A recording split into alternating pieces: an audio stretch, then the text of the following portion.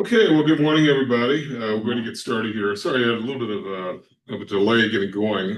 For whatever reason, our class session wasn't saved in Zoom, so I had to kind of reestablish that. So I do want to go ahead and get started here today.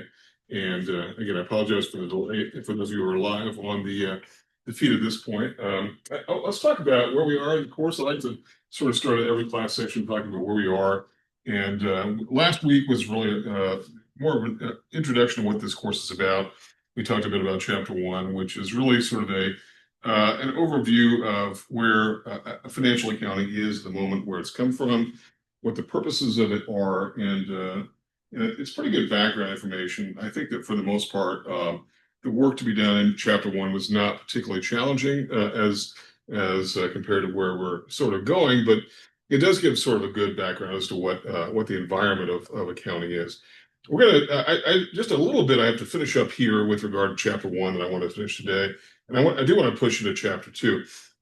Now, a couple things. I do want to make a couple of announcements here before we get going. That is, first of all, if you go to Brightspace, for those of you who are going to watch this, what we call asymmetrical or asynchronously, excuse me, asynchronously, there is a within the discussions tab a couple of attendance links, and it's really the only way we have.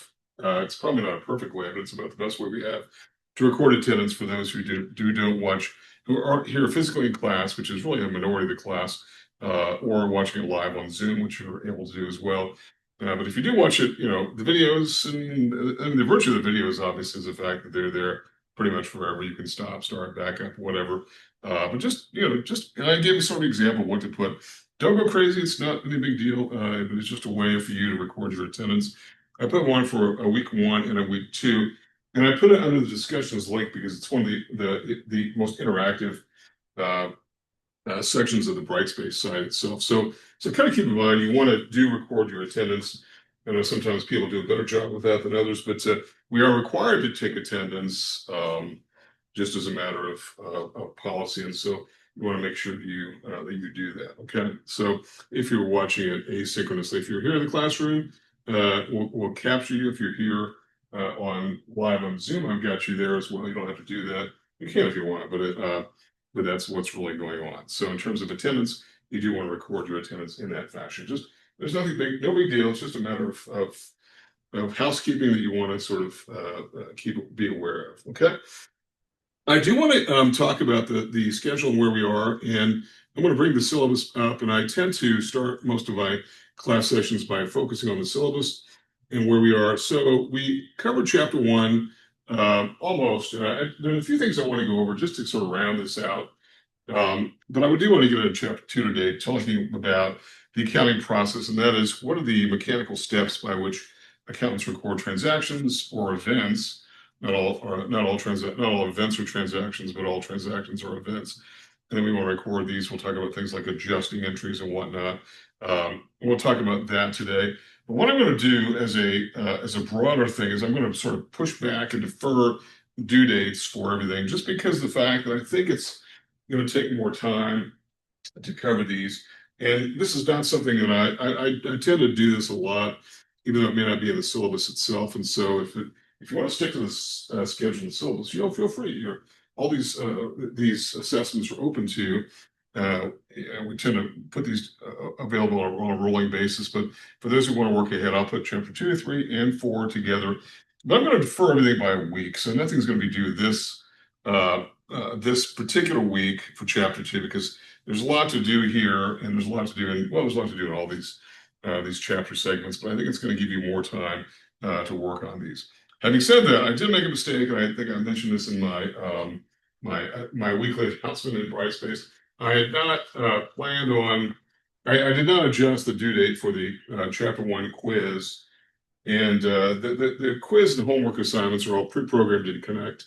Connect is the companion site operated by McGraw-Hill.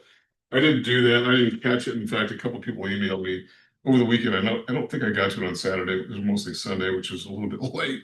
And I apologize, but I have to defer the due date. I pushed that back to the 12th, which is going to be this Friday.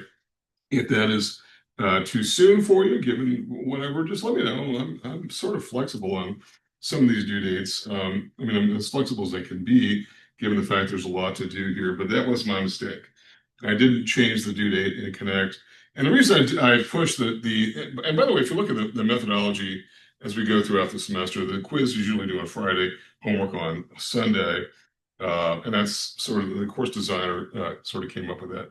I'm not on the course team that does this one, but and it kind of makes sense. But it was a short week last week as we had Labor Day, and so I sort of pushed everything back. And people are still getting texts and reading and all that, so I wanted to give you that time, but I did not adjust the due date in Connect. So anyway, if you have trouble getting to the anything in Connect, I think most people have gotten with me. If there are issues with Connect, then we can certainly resolve those. Okay, so that's where we are right now. So I'm going to defer. Now I haven't done this yet. When I get back to my office here, I'm going to. So for everything for Chapter 2, it's going to be due not this weekend, but next weekend. Chapter 3 the following weekend. Chapter 4 the following weekend. Now notice week 5 is our first exam covering chapters 1 through 4. So what this is going to mean is Chapter 4's work is going to be due in that week of an exam. So what I would urge you to do is sort of pace yourself. Budget your time appropriately, and there's a lot to do. If you wait till the last minute, you might not really like week 5 because you're going to be working on Chapter 4, quiz and homework, as well as the exam itself. And but I will have a bit of a review session prior to the exam on in week 5, and so that we can talk about what is happening there. Okay. All right. So any questions about the schedule and where we're going and what's happening there? Okay, well, I want to get back to where we were and where we ended last time, and we were in Chapter 1. We're pretty near the end here, and I thought I'd scroll up here.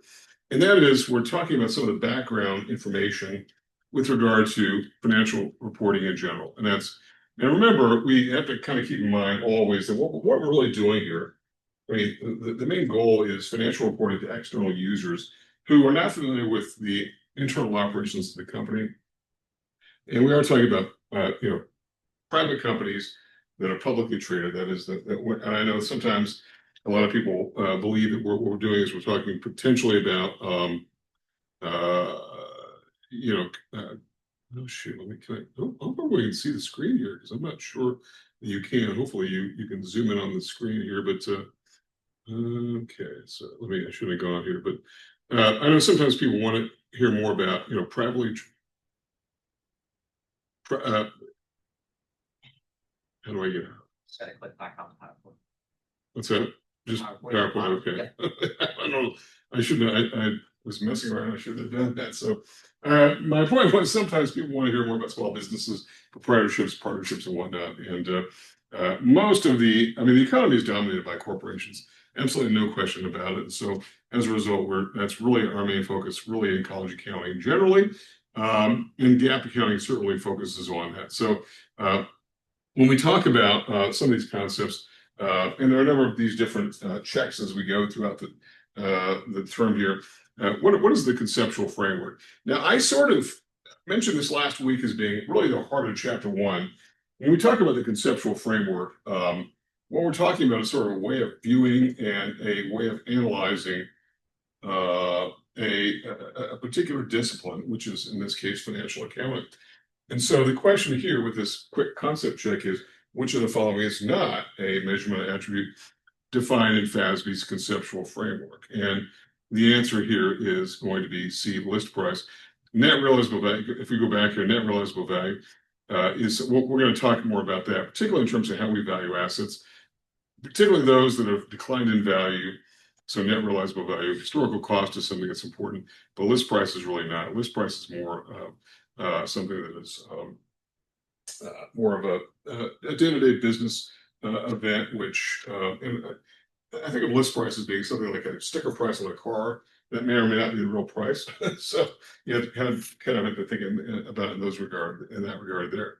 All right, let's talk a bit about fair value. Now, this is something that, and I've been discussing the variances between GAAP accounting and the GAAP standards that we have here in the U.S. versus the international standards, which tend to be a little bit more accommodative of fair value.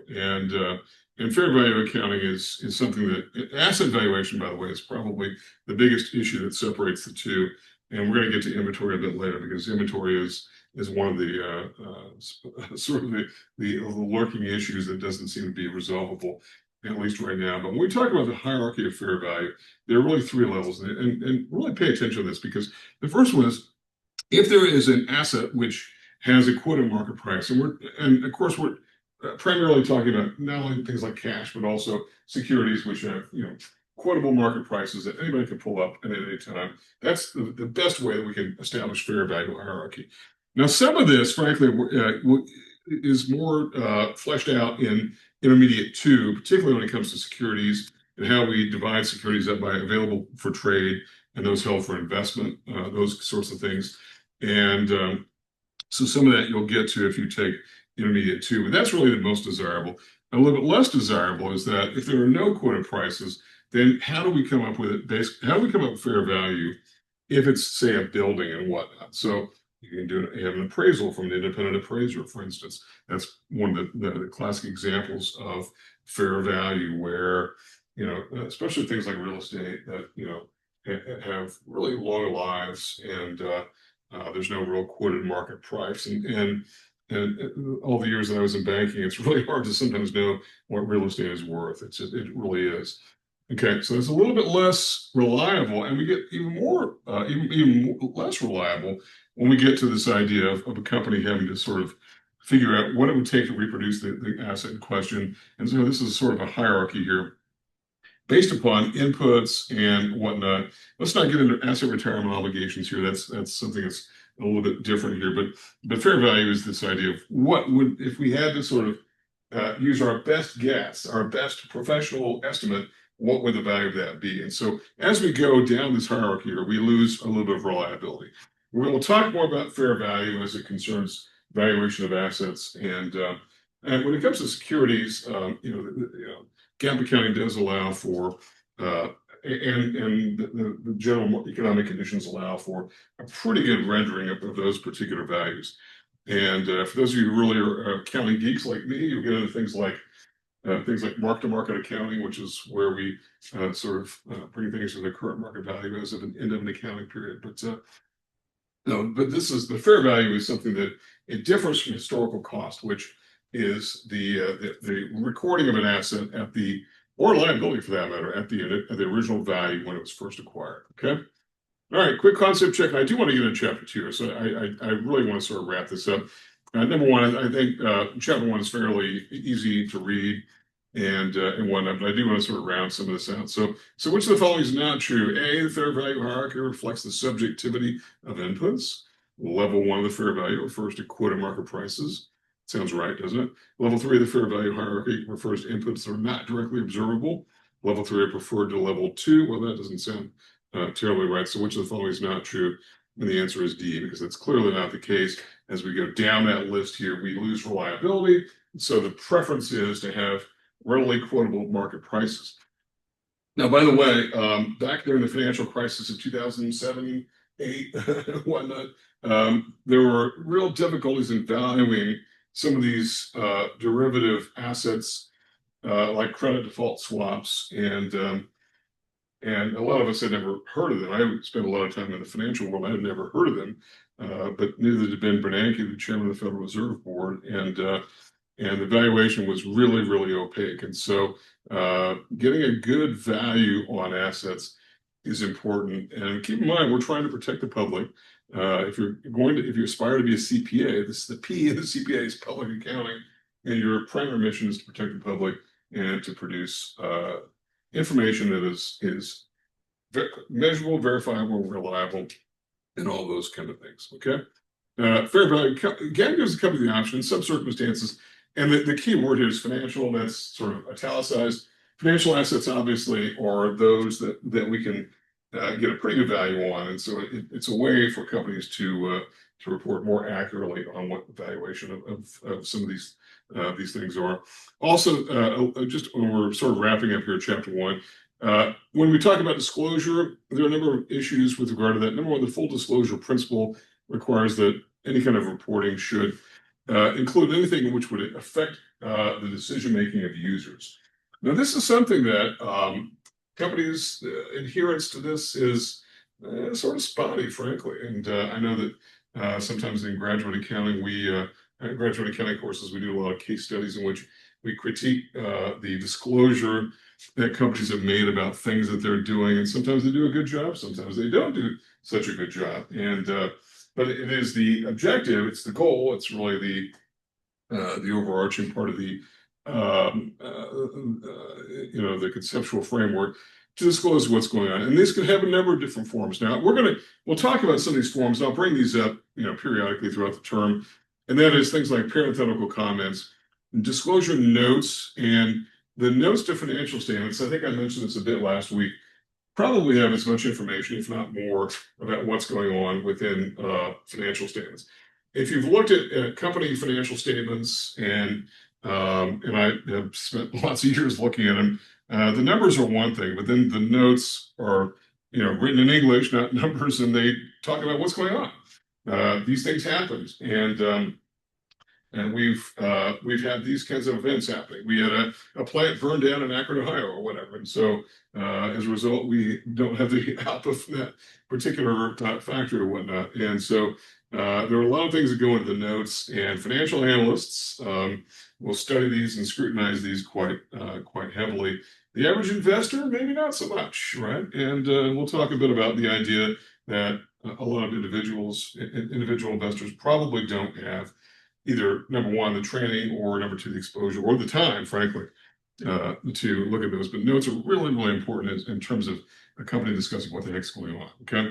Also, supplemental schedules and tables and company financial reports include these things like pie charts and and histograms and whatnot, in order to sort of lay out in a picture format, because we all like kind of graphs and whatnot, in order to kind of talk about what's going on. So, all right, so I do want to get out of chapter 1 here, but I do want to talk about this idea of recognition, particularly these two guys here, revenue and expenses. And that is, this is a big topic that comes up frequently in intermediate accounting: revenue recognition and expense recognition. In other words, when has a revenue occurred? When have we earned a revenue? And what are the conditions in which we, as a company, can then book the revenue? And likewise, the same goes with expenses. When has an expense been incurred? Now remember, in accrual accounting, it's not when the money exchanges hands, it's more when the event has happened. And so those are things that we are going to talk a lot about, this idea of recognition. Measurement, we'll talk about. These are different terms here. Again, you can read this for yourself. I don't want to spend a great deal of time covering it, because we're going to come back to it and circle back to it a bit later throughout this course. But when we talk about revenues and expenses, we're talking about these concepts by which we apply basic GAAP principles to record revenues. Now, it may seem obvious, and if you are somebody who has not had any much accounting background, it might seem obvious. I sell something, and so I record a revenue. Well, maybe not, because maybe we're doing a very long-term construction project. We're building a casino in Las Vegas, and so it's going to take us 4 years to build it, or whatever it takes, right? Well, we're earning revenue the entire time that we're doing that, right? We're also incurring expenses as we're doing it, and so we want to sort of map those revenues with expenses as we get going. And so it's not necessarily we have a completed, finished product that we're delivering to a customer. It could be that we're earning revenues as we're approaching it. And then the asset liability approach, as of a balance sheet date, we want to make sure that we've got the correct asset value and liability value. And again, one of the very key themes that comes up again and again in the GAAP accounting is this interplay between the balance sheet and income statement. A process called an articulation, and that is what goes on in the income statement is going to affect the balance sheet. And the balance sheet is arguably the most important of the 4 statements the 4 basic statements. And again, it's one of those things that accountants can argue about, but no question that the balance sheet and income statement are the 2 most important. And then when we talk about this GAAP versus IFRS, they've worked separately on their conceptual frameworks. FASB beginning quite a bit earlier, a bit of a jump start there. And one of the things I talked about before was that historically, GAAP accounting was more what we call a rules-based system. And that is sometimes the rules didn't make sense, but that was what the rules were. And we had to have some kind of rule, particularly as we came out of the Great Depression, where the rules seemed to be absent or not particularly well spelled out. And the rest of the world, by contrast, is more interested in what is a principles-based system. And I tend to favor the principles system in a lot of ways. I think it's got a lot of benefits. And I would like to see a little bit more, personally, this is just my opinion, don't write it down, but I'd like to see a little bit more integration between IFRS and GAAP, and as we kind of get going from there. Okay. All right. So that does it for chapter 1. Are there questions for me about anything regarding chapter 1 that we should talk about? I think it's a relatively straightforward piece, and it's probably the most straightforward of all that we're doing here. And I do want to get into chapter 2. And again, I do like to build some flexibility into the schedule, which is why I'm sort of deferring these due dates. And again, I'll formalize these both in Connect as well as Brightspace.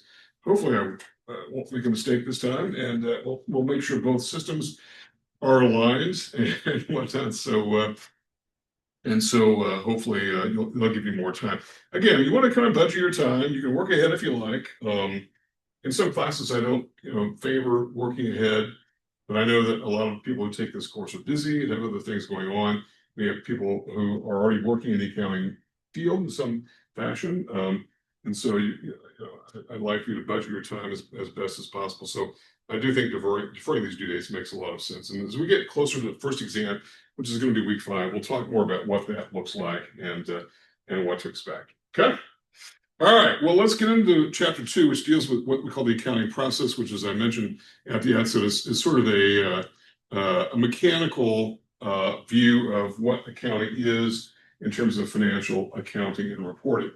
I know everyone here has had either the equivalent of 2110, which was the introduction of financial accounting, accounting 1135, which is accounting applications, where we get into the debit credit methodology, which we'll get to today and just kind of review.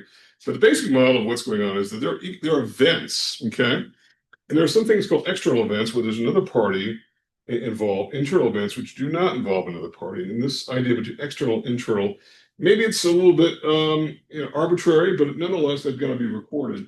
Now, I like the term events because I think sometimes we have this idea that recordable, things which are recordable are based upon transactions, and transactions tend to involve external parties, but that's not always the case because there are internal things that go on that are there's no transaction at all. It's simply we have to make, say, an adjusting entry for depreciation, right? There's no counterparty to us in depreciation. We have a piece of machinery that is on a 5-year depreciation schedule. Nobody cares outside the company what the depreciation schedule is. Nobody knows and whatnot. It's purely internal. And then managerial accounting, which is the here it's 2120. It's the introduction to managerial. It's all about internal events which only affect the company itself. Hence why it's called managerial accounting. It's useful mostly to managers. But events are really the things that we should focus on, and not so much transactions. Having said that, all transactions are subsets of economic events. It's not the other direction though, because some economic events are not transactions, but all transactions are economic events, but economic events do not include anything other than things that need to be reported. So the accounting equation, we talked a bit about this back in, I know we're sort of going back in the memory banks here as to the accounting equation. This is a very basic accounting equation. Assets equals liabilities plus owner's equity. Owner's equity is sort of a generic term. If we're talking about a publicly traded corporation, which really is what we are, we tend to call it stockholders' equity or shareholders' equity. It'd be nice if we had one term for a lot of these, these names in accounting. But assets and liabilities very clearly are defined as to what they are. And when we talk about assets, assets are those things which, and I'll give you a very wonky sort of academic accounting definition, is assets which are resources which are owned or controlled by an entity, generally as a result of past transactions, and which have future service value. I don't know that I would write that down, but it's a pretty wonky definition of what assets are. It's a little bit complicated, particularly when we talk about things like leases, where we lease equipment, and is that an asset? We're leasing something, we're using it, and at the end of 5 years, we're giving it back and whatnot. And I was involved in some amount of leasing when I was a commercial lender. Is that an asset? Well, that's a question, and we have a way to deal with it, and we have a different means of categorizing that. Is it an asset? Is it not an asset? Right? A liability is basically a claim on assets, right? A claim on assets, or a claim on the company's ability to do something in the future. And we'll talk a bit about deferred items. Among those are the idea of things like deferred revenue, where we're paid ahead of time to do something. It's a claim on us, and so it's a liability. I say us like we're the company. Owner's equity again. So this left side of the balance sheet is what's called assets. The right side is called equities. Equities are defined by liabilities and owner's equity. And it basically represents two competing claims in aggregate against the assets of the corporation itself. The liabilities are what we call creditors' equity. All creditors, which include a big range of parties, even employees, right? Things like wages payable. That's a claim that workers have against the assets of the company. You hope your employer recognizes that as a liability. It's a claim against assets. Owners have a claim against assets as well, and so we'll talk a bit about that. We'll drill down into owner's equity in this course, and I think also in 2130, which is number intermediate 2. All right, so now this is going to sort of get us into this idea of, and we're going to do a number of sample transactions, and we're going to start very simple here by using the accounting equation itself. Now, one of the things that I should say here at the outset is that there is a tendency in college accounting to start with this idea of presenting the accounting events that are to be recorded in the context of the accounting equation. That is, how does it affect the accounting equation? In other words, this is always going to be in balance. After every recordable event, the asset side has to equal the equity side. That is the left and the right side. And sometimes we refer to the asset side as the left side of the equation. This is the right side. And by the way, this mirrors the balance sheet, right? And the income statement itself is sort of embedded. It's implicit within shareholders' equity itself. So we'll get to the debits and credits issue here in a second. But just as an example, and we're going to do a number here of different events that need to be recorded. In the first case, we have an attorney invested $50,000 to open a law office. So obviously cash comes up, the left side of the equation goes up by $50,000, and it becomes part of shareholders' equity immediately, right? It's how we recognize that. So both sides of the equation go up at the same time. The equation is in balance, okay?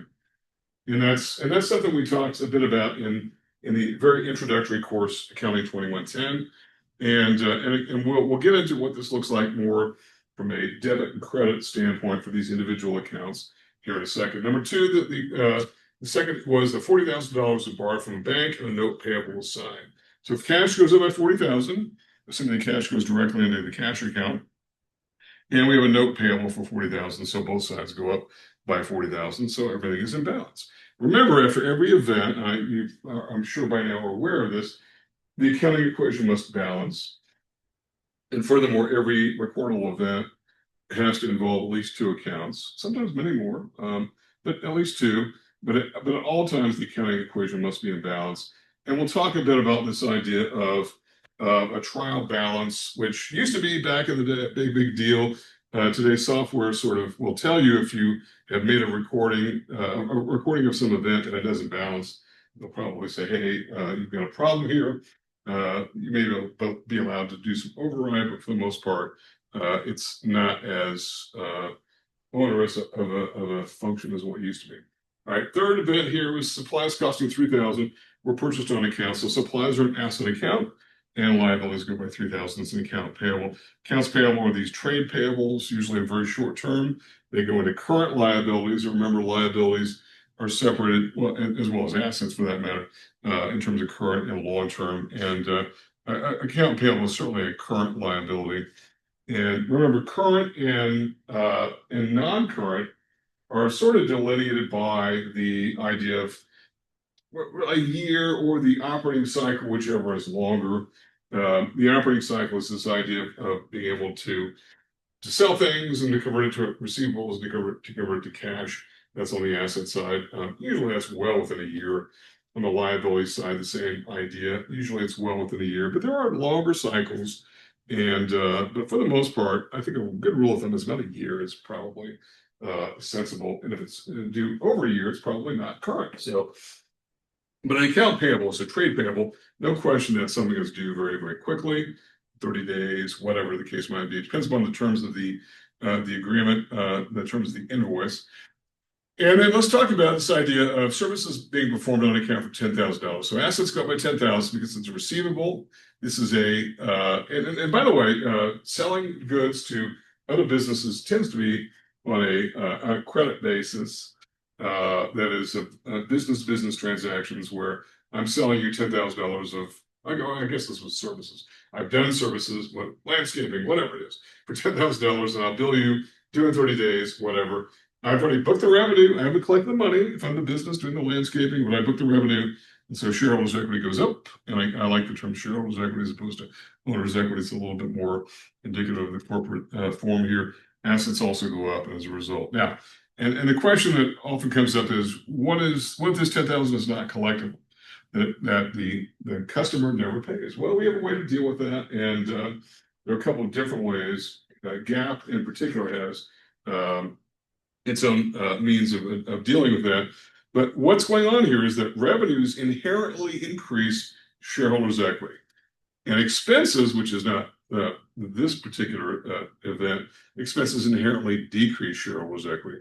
And even though revenues and expenses are both associated with income statement items, changes in either of those will have an effect on the balance sheet. Absolutely no question about it, particularly shareholders' equity. So every time you sell something, you increase the value of the firm. Every time you incur an expense, you decrease the value of the firm. There's a push-pull. There are vectors going in different directions here. So, in order to, there's no question about the fact that if you are increasing revenue, you're probably also increasing expenses at the same time. So hopefully your revenue exceeds expenses. Otherwise, what is it you're doing? And so, and overall, now I know that it's a little bit more complicated in real life than that, but from a very basic conceptual understanding, revenues increase shareholders' equity, which raises the value of the firm. Expenses decrease the value of shareholders' equity. Think about an expense as a leakage out of the value of the firm. And this is why companies, and this is not Nobel Prize winning stuff here, but this is why companies try to control costs. And some companies are obsessed with controlling costs. Is the idea that they're lowering the value of the firm. And so companies, and certainly at least the first company I worked for in a quote unquote real job out of college, company was absolutely obsessed with expense and with controlling costs because they wanted to increase retained earnings and boost the value of the firm, boost the stock price, all of those kinds of things. And so it's understandable why companies would do that. And this is, everybody understands why companies want to control costs. It's not there's nothing mysterious here, but this sort of translates here on a bigger scale in terms of what the effect on the balance sheet is. Okay, a couple more transactions: accounting, salaries paid to employees. Okay, and we're going to say that we're going to incur the expense right away. Probably, if you cross accounting periods, you'll probably create a wages payable, which is a liability, but otherwise it's going to be an expense. And we'll talk about what that looks like, and it's going to be a decrease on both sides of the transaction, or both sides of the equation. And those are outflows of assets. Okay, let me go back one step here, because I should have focused on this, and that when we talk about revenues are inflows of assets. Okay, now that's a pretty basic way of looking at it, and I know when I was a graduate accounting student, I had a prof saying a sale or a revenue. I mean, sales and revenue, the same terms really for the same thing, represents inflow of assets. It's not always cash. Clearly, it's not. You could set up a receivable for that. You could potentially, I know that we certainly say that somebody assuming a liability of yours would be the same as an inflow of an asset. It's not all that common. I know we talk a lot about that. Probably too much, frankly, but it could happen. But a sale is inflow of an asset, whereas an expense is an outflow of an asset. Okay, some kind of outflow. Remember that liabilities are claims on assets, and so an outflow of an asset is simply, where do I go here? An outflow of an asset is simply the recognition of an expense where it decreases the value of the firm. So that's something to keep in mind. Okay, expenses or outflows of assets. Always, always, always. Okay. All right. So any questions? Anybody on the Zoom link have any questions? Because I know we've got a few people on the link, which is kind of good. And we can hear you. I don't think anybody's spoken up here, but there is microphones in this room. We can hear you. And sometimes people speak out, sometimes not. I'm certainly not going to call people out, but you can do that if you have questions. Otherwise, feel free to get with me. Okay. All right. So and so what we're doing here is we're presenting these events, most of which are transactions, but it is external events, but not all, as being within the framework of the accounting equation. The 6 one here, $500 of supplies were used. So the supplies return asset goes down by 500, and we recognize the expense was an outflow of an asset, right? So that's essentially what's going on. Now, supplies are sort of my pet peeve. And I know that in the manufacturing environment, it probably makes a lot more sense to record supplies, particularly those sort of ancillary supplies that would eventually become part of the inventory of the product being produced.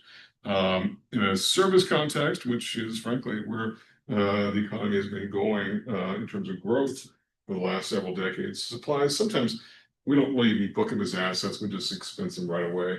So in other words, we get supplies in, whatever it is, stationery, toner for copiers, whatever. I don't know that we often book those as assets. I mean, we can if we want to. The problem is you've got to go back and count the beans at some point and say, we've used a dollar amount of supplies. And I don't know that I really want to do that, frankly. Rather than putting it as an asset and eventually expensing it later, do we want to just expense it right away? And this goes to what's called the materiality principle. Do we want to account for the value of every paper clip that we have, or even every box of paper clips, or a carton of stationery paper? But nonetheless, supplies, it's in a manufacturing context, it does make a little bit more sense, but maybe not so much in the service context. And then finally, we have the payment on the account. $1,000 is paid to the supplies vendor, so assets go down by 1,000. It's a reduction in cash, and liabilities also go down. So again, both sides of the equation are in balance, and that's really the key thing. We have to make sure that after every entry, the accounting equation balances. If it doesn't balance, we've done something wrong. We've got to figure out what is going on, and we'll talk about the issue of adjusting entries a bit later. And even things like, well, maybe not so much correcting entries, but there are corrections that sometimes need to happen. And people do make mistakes in entering things, and so it turns out that we might have something that doesn't make a lot of sense. And by the way, errors do happen in financial reporting, and companies, if it's a material amount, they will restate their earnings. That's not all that common, frankly, but it does happen. And but that's a side issue here. For the most part, we have to make sure that everything balances as we prepare statements. Okay. All right. So the accounting equation basically is this. This is something we've talked a bit about before. You're no doubt familiar with it. And by the way, this is something we're going to be sort of leaving as a methodology for understanding. And that is, assets, the left side of the balance sheet has to equal the right side, which is liabilities and shareholders' equity. But shareholders' equity itself is a complicated issue because not only are we talking about things like retained earnings, which are basically what we call the capitalization of earnings. That is, we earn money, and after taxes and after interest and everything, after everything has been paid, after dividends, we have a certain amount that we simply keep, and it's what we call retained earnings, right? And what goes into retained earnings? Well, revenues and expenses, and these are operating items, right? These are income statement items, revenues and expenses. Gains and losses are considered generally non-operating items, and that is, we have a piece of equipment we sold or a building we sold at a gain or at a loss. We're not in the business of selling our assets, our capital assets, at gains or losses, but it sometimes happens. So we have a gain or a loss, and it also affects shareholders' equity. And then the subject of dividends. And dividends are not quite as straightforward as what you might think. Dividends are actually distributions of equity back to owners. I think most people tend to think of dividends as a distribution of earnings. But keep in mind, earnings are really a function of what's going on in the operating environment. But in reality, what a dividend is a distribution of equity back to shareholders because we have effectively capitalized earnings before that. And by the way, not all companies pay dividends. There's a lot of companies don't pay dividends, particularly in the technology space. They would prefer to hold on to their earnings and not distribute them to owners. And owners are generally okay with that. I mean, if they weren't okay with that, why are they owners in the first place? I don't believe Tesla pays a dividend. I mean, the most highly valued company in the world, Nvidia, I think only just started paying a dividend in the last year, and it's a really minuscule dividend. But then again, there are issues about keeping too much in retained earnings, and that's where we sort of get into a bit of tax issues, which we are not really getting into here. But dividends are distributions back to owners, okay? And there's a rough correlation between earnings in the company and dividends, but not as straightforward as what you might think. And the oil industry is a classic example where the oil prices are up and down, up and down. Companies are making wildly fantastic profits, and sometimes they're actually losing money, and some companies will still maintain their dividends. So the direct correlation between dividends and earnings is not quite as straightforward as what you might think. And we'll get to dividends a bit later, but this is really where we want to sort of depart from the accounting equation and get into this idea of going back to debits and credits, okay? And when we talk about the general relationships about accounts to one another, the dual entry system is essentially the fact that every transaction or event for that matter has to involve two entries somewhere every time. You cannot make one entry and have no other balancing entry. The dual entry system has been around for hundreds of years now, and so it works. And it's the idea that something is going to offset it somewhere. And sometimes it's not always obvious as to what this event in a recordable transaction looks like, but nonetheless, that has to happen. We talk about accounts, we come back to elements. The elements are the very generic categories like assets, liabilities, and whatnot. We'll talk about the general ledger, and hopefully we'll get to, if we don't get to this today, we'll certainly cover this in quite a lot more detail on Thursday. The GL is this collection of accounts that previously, with the exception of 1135 possibly, which I don't teach, and so I probably ought to teach it sometimes to know exactly what is covered there, but I do know we get into the debit credit recording methodology, but the accounting equation, sort of how we presented it in 2110, is this idea of all these accounts, and we call it a chart of accounts. Well, in the real world, we call it a general ledger, and the general ledger is basically this accounting system, and you've got a number of different accounts, some which are sort of master accounts, what we call control accounts, some which are a little bit smaller, we call subsidiary accounts. We'll get to those a bit later. And the GL is really where the action happens on a day-to-day basis. And if anybody's ever worked in an environment which you're doing things with expenses or recording revenue or whatever, you're dealing with the GL and you're debiting and crediting certain accounts within that.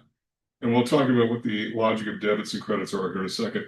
I don't want to spend a lot of time on that because I think most of you now are familiar with it, but it is a departure from the original methodology by which intro accounting is taught. And then T accounts. So T accounts are interesting in that in the real world, I don't know we really use T accounts so much. It's more of a conceptual item. And I've seen very experienced accountants say, what do we do about this thing? And they'll set up T accounts in order to sort of conceptualize what's happening. A T account is basically just, I don't know if I can zoom out here a bit, and certainly there are some examples in the text that you can refer to, but let me see here. All a T account really is sort of, if I can zoom out. Well, this thing's not, I think the battery's kind of, oh, there we go. Yeah, there we go. Sort of zooming out. So all a T account is basically is this. It's any kind of account, whatever it is. Cash or receivables or whatever that things did. So you've got this kind of thing here, and you got a debit on this side and a credit on this side. Whatever it is, it's cash or whatever it is. You got maybe something like revenue here, and so you got debits and credits. And so in this case, we sell a good for $100 for cash to somebody, and so we record $100. There's usually a date. We'll call it September 1st. And then September 1st, we will receive the cash over here. So you got one debit, one credit, and they balance each other out. And that's really what's going on with the T account. But T accounts are not long-running things. All they are simply, well, I shouldn't say all they are. I think they do have a lot of value in the sense that they sort of allow accounts to sort of flow out what is the order of events and to conceptualize what's going on. That's really what is happening with regard to the use of T accounts. And T accounts are mostly a tool just for sort of conceptualizing what's happening. Where the real action is happening is posting to the general ledger. And even prior to that, we'll talk about journal entries, which are this idea of the sort of the original recording of whatever it is, and the form that this might take can vary quite a lot. Okay, so the T account, you have debits on the left, credits on the right. Now, by the way, let's talk a bit about debits and credits. And I don't, again, as I mentioned a second ago, I don't think it requires lots of time spent. But the term, one thing I will say is the term debit and credit, terms debit and credit don't really mean anything in their own right. They're just simply generic terms. And frankly, I think we probably have been ill-served by the banking industry, which on even like my bank statement, I'll see one column for debits / withdrawals, credits / deposits. And so it kind of leads people to believe that debits are always a negative and credits are always a positive. And actually, when it comes to cash, which bank statements recording, it's actually the opposite. So in some ways, we're probably, and I'm an ex-banker, so once again, we're sort of responsible for muddying the waters here. But they don't really represent anything at all. They're extremely generic terms. A debit can be an increase in one account, it can be a decrease in another account. Credits can be an increase in one account, a decrease in another kind of account. It really depends on what side of the balance sheet that we're talking about, or the income statement for that matter, that we're getting to. Debits are always left, though. Credits are always right.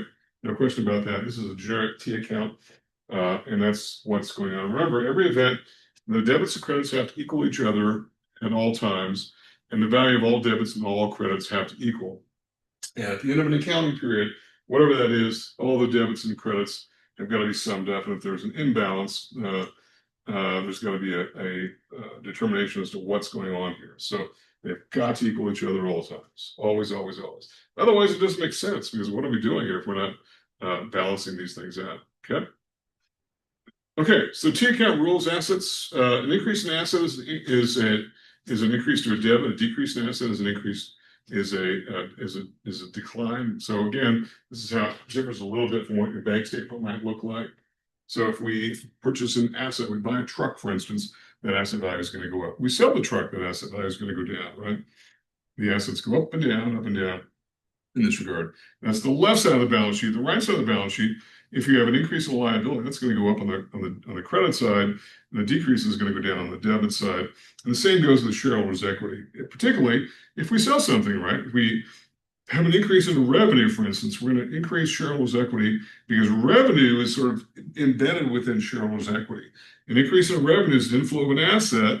So if we sell something, like we sell a good here for $100, then let's do a service. That way, there's no inventory involved. So revenue goes up by 100, and assets go up by 100, and so as a result, this is what this looks like. Okay.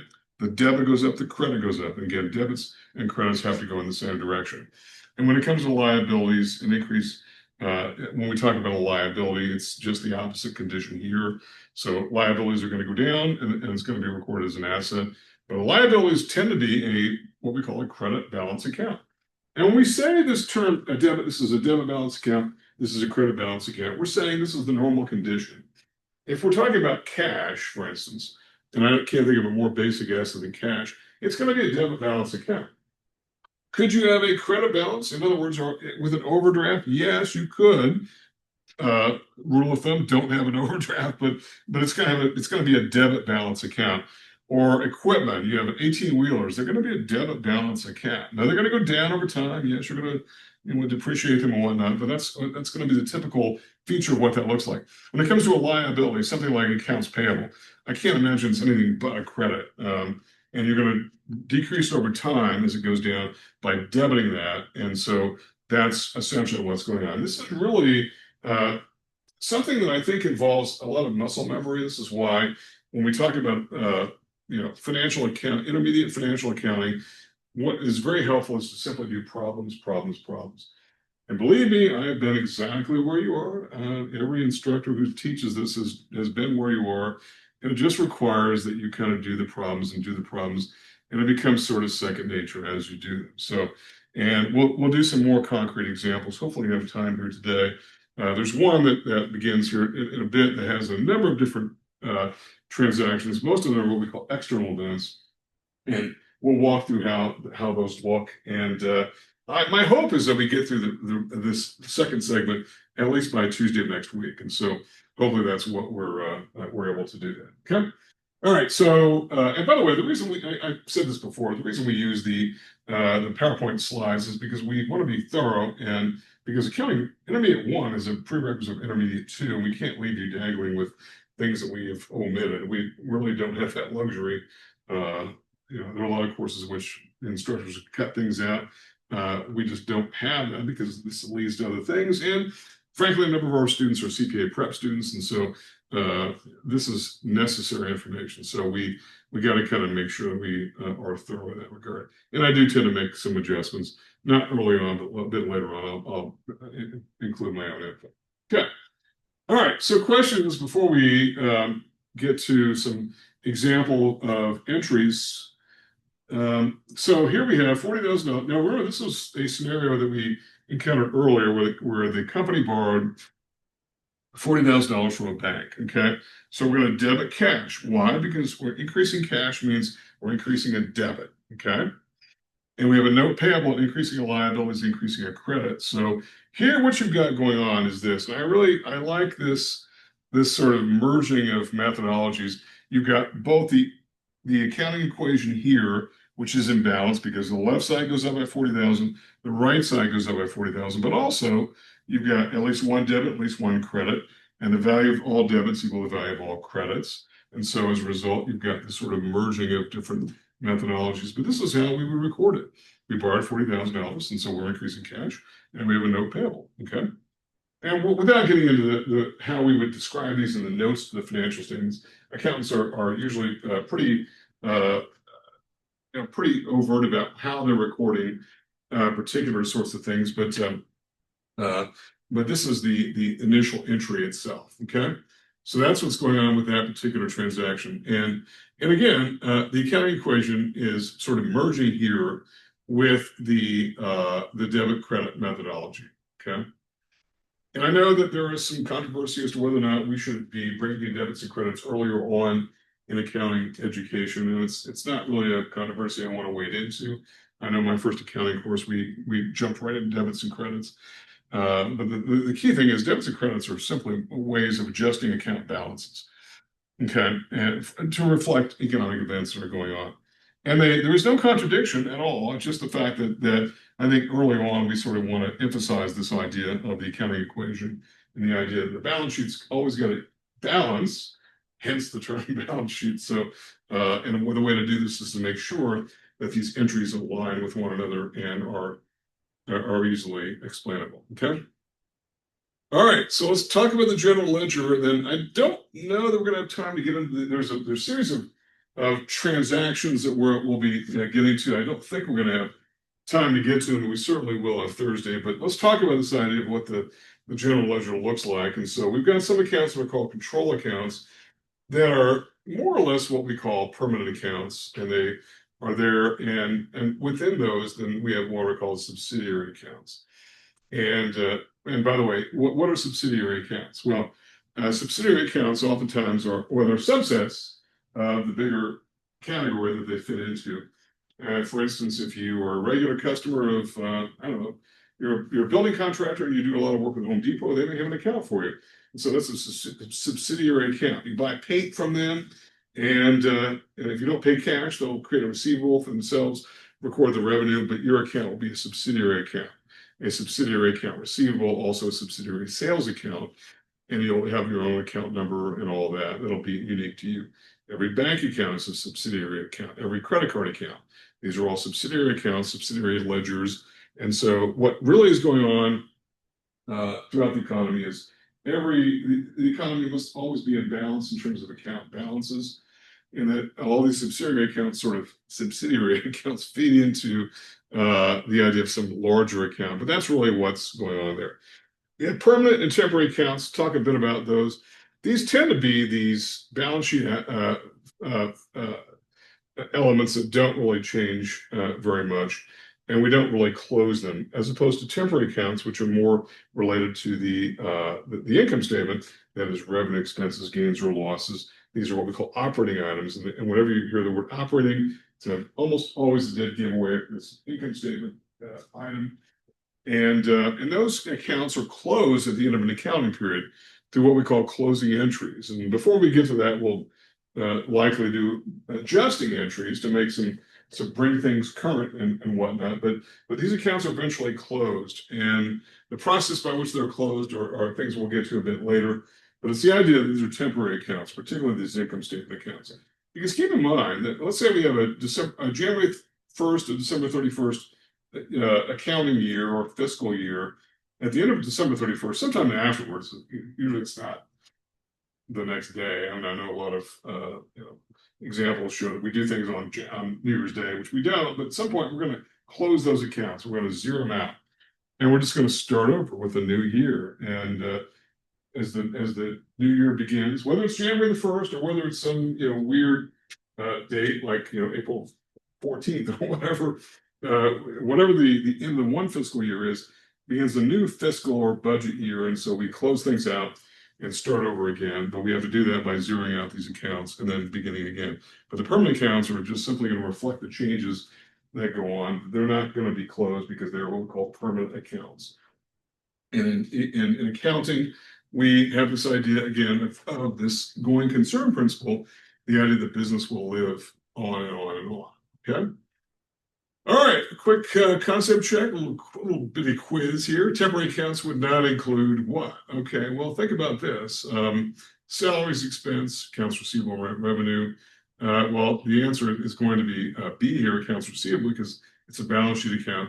A and C are both income statement accounts, and those are going to be closed as we end one year and start another year, okay?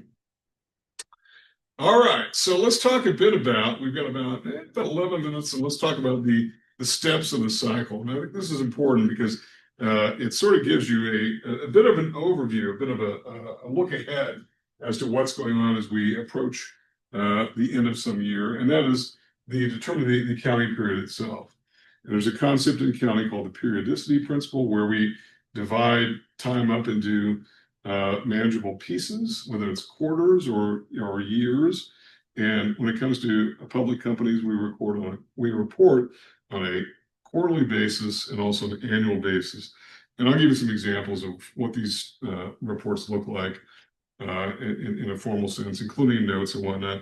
But the key thing is that as the year goes on, on a day-to-day basis, every day, we're looking at source documents. And I sort of highlighted the term source documents.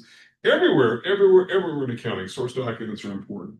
Whether the document is an actual physical piece of paper or not, which is increasingly becoming less common, or is some record somehow, we have to look to it to figure out what it is we're doing in order to determine what the event is and record it somehow. First in a journal, and we'll talk more about what journals are in terms of the general ledger.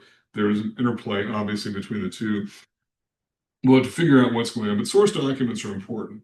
And I can tell you, most of what I do in the accounting world is tax, and we're always looking to get source documents, and sometimes they're missing, sometimes we have to retrieve them. If there's a mistake that's been made somewhere, whether it's the client or whether it's us, we have to figure out what's going on. And so the source document is the go-to thing. It is the original record of what happened. It could be something like a cash register tape. It could be, for very small businesses, something handwritten. It could be, whatever it is, whether it's electronic or piece of paper or whatever. And it allows us to first record the transaction in a journal, which is basically a chronological record of what's going on. And then from there to the general ledger, which the general ledger is this sort of master account maintenance tool. At the end of an accounting period, then, these are the steps in order. We do what's called an adjusted trial balance. And that is, do the debits equal the credits? It's pretty straightforward. And if they don't equal each other, we have to find out what's going on. Now, the work of bookkeepers and accountants has been made much easier through the use of software. Absolutely no doubt about it, because if you're trying to enter things that they don't make sense, you're probably going to get some sort of error notice, whether you're using QuickBooks or NetSuite or whatever. But nonetheless, you'll do a trial balance. And then it's unadjusted, then you'll do adjusting entries. And we'll talk a bit about adjusting entries. What adjusting entries really are what I would call routine maintenance. It's like you getting an oil change in your car, right? There's no light going off saying, hey, you're gonna get an oil change. You just know you have to do it at some point in time. Well, in the accounting world, we know we have to do it as we approach the end of an accounting period. And we're doing what? Well, we're adjusting primarily deferrals and accruals. And that is deferrals are prepaid items and accruals are things which where the money follows later. But we're trying to bring things current and to the end date of whatever the accounting period is, whether it's a quarter or a year end. And then from there, we do another trial balance and adjust a trial balance. And then we can prepare the financial statements. And then what we do is we end up closing those temporary accounts. And if there's a positive net income after the end of the day, revenues exceed expenses, which we certainly hope is the case, we're going to book them into retained earnings. And then we'll do one more trial balance just to make sure that everything is there. And I think that in a lot of some introductory accounting courses, students will do trial balances again and again, and they'll make sure that things are equaling one another. And that's what really a trial balance is. Is to make sure that things do equal one another. Okay. Also, let's talk a bit about the general journal because we're almost out of time here, but let's talk about what it really is. And it's essentially a record of transactions. And I think we tend to think of this as being something that you would enter in a computer screen on every transaction, every event, but they record what's going on and in terms of the debit credit methodology, and it's typically the order in which they're incurred. They're often referenced at some later time if questions arise as to what happened. And there's also some reference to some sort of source document number. On January 31st, we sold $500 of fencing to customer 12345 or whatever. And so there is some sort of record that we can look at and see what happens. But from there, we move over to to posting it to the actual accounts in debit credit methodology in the general ledger itself. Okay, but we do a lot of journal entries in this course just to sort of lay out for students how these events are recorded. And the journal itself is just simply a way that we record it, and it's nothing really more different than simply debit credit methodology. And let me kind of zoom out here just a little bit here just to kind of talk about what this is. Hopefully you all can see this here. But when we talk about debit credit methodology, all we're really talking about is simply something like this. Usually there's a date attached to it. So let's go with 9/1 again. And we have some sort of debit and then some sort of credit here, and then a dollar figure and a dollar figure. And the indentation doesn't need to be great. You know, sometimes people will go crazy with the going far right here, but in this case, we're selling goods to a customer. We have cash is the debit, revenue is the credit. We have $100 and $100. That's all that really is going on. Okay, on 9/1, and there may be some supporting information that says this was customer 12345 that we sold whatever it was, and if we want to know what happened, we kind of go back in the record to search source documents if we want to sort of dig out what happened.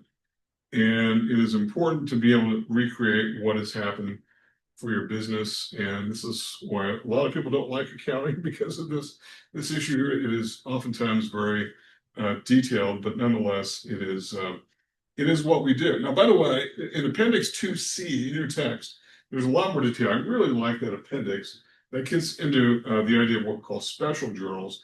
Special journals are those journals that deal with lots and lots of transactions, and we are going to sort of segregate those: cash expenditures, cash receipts, maybe a special journal.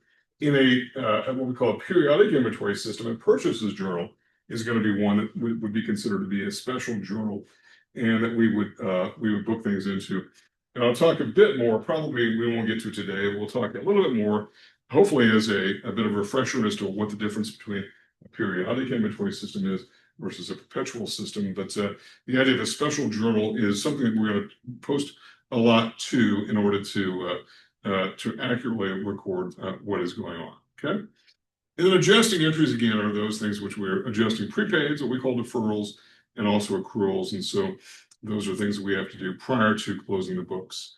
And we hear accountants talk about closing the books and whatnot, and that's essentially what's going on. So real briefly here, we've only got about 3 minutes left, and we'll talk about the accounting process. Now, so first of all, we're going to talk about external transactions.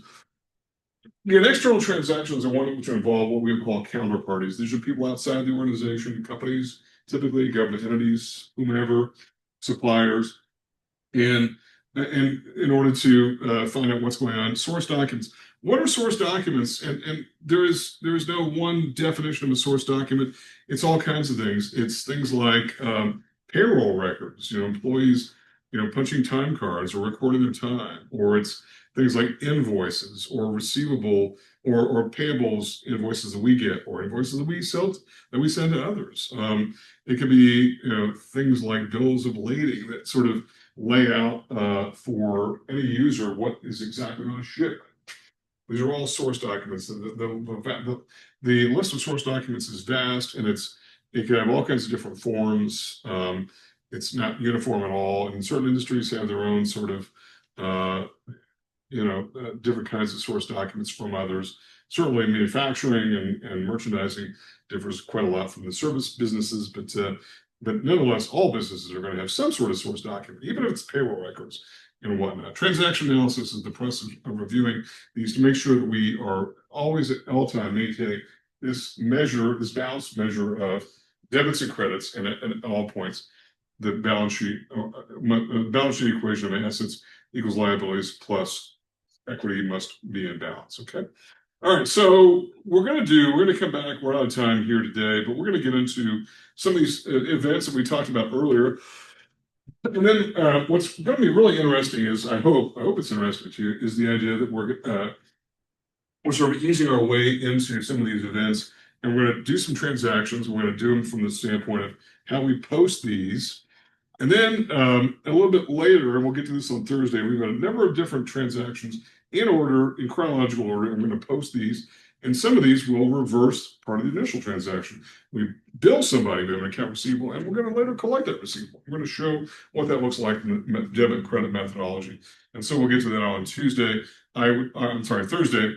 Hopefully, we'll get through the rest of Chapter 2 on Tuesday, and that'll give you plenty of time to work on the Chapter 2 homework and quiz. Again, if you did not complete Chapter 1 quiz because of my own stupidity and locking you out, you've got till Friday.